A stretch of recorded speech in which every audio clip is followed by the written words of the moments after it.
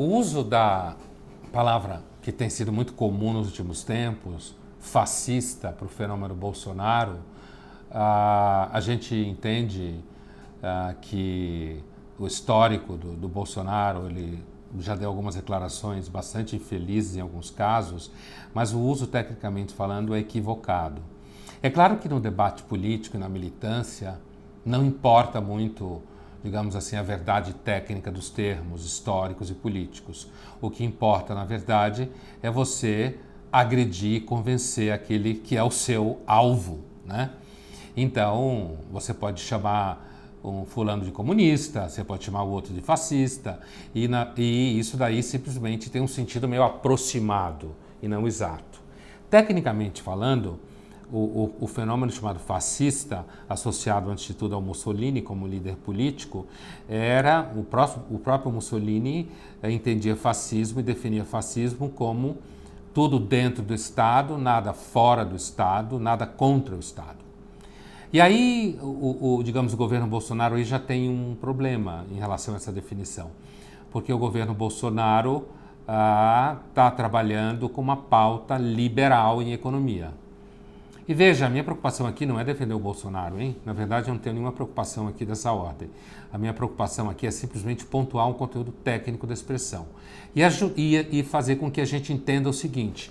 Uma das características dos eleitores do Bolsonaro e do fenômeno Bolsonaro no Brasil, e que não é diferente de outros casos semelhantes no mundo nos últimos tempos, é que, ao contrário de querer destruir a democracia, como algumas pessoas falam, esses eleitores entendem que o que eles estão querendo é que a democracia foque neles, como se fala por aí.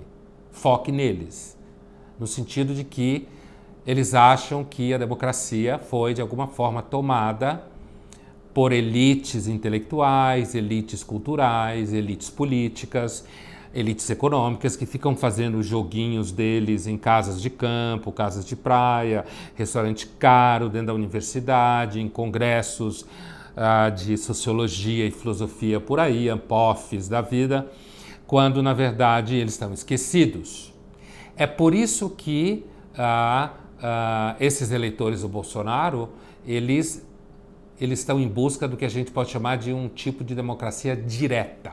Daí a importância das mídias sociais para eles.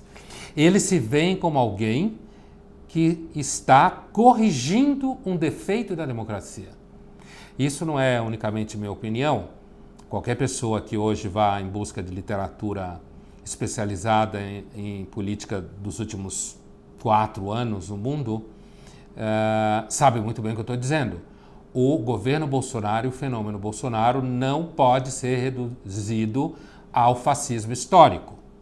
Isso significa que, quando você chama o Bolsonaro de fascista, você, na verdade, está confundindo os termos, confundindo a análise e atrapalhando até aqueles que, por acaso, queiram criticar o governo Bolsonaro. Entendeu? Quer dizer, porque os eleitores do Bolsonaro, pelo contrário, eles querem uma democracia que esteja na mão deles, no celular deles. Eles querem uma democracia que eles conversem com seus representantes e que os seus representantes conversem com eles. E não que os representantes fiquem fazendo jogadas esquecendo que eles existem. E lembre sempre, hein? O eleitor típico do Bolsonaro é aquele que acha que o Estado o esqueceu, que a sociedade o esqueceu, que a sociedade serve simplesmente às pessoas que são chiques e elegantes, e por isso eles se identificam com um sujeito que faz churrasco na varanda, vai ao banco durante a semana, tirar dinheiro do caixa eletrônico, e que fala diretamente numa linguagem que todo mundo entende. Então nunca mais chame o Bolsonaro de fascista. Você pode até chamar se estiver com raiva, mas quando você estiver fazendo isso, você está cometendo um equívoco histórico, filosófico e político e está esquecendo o fundamental. O eleitor do Bolsonaro acha que ele está salvando a democracia de você.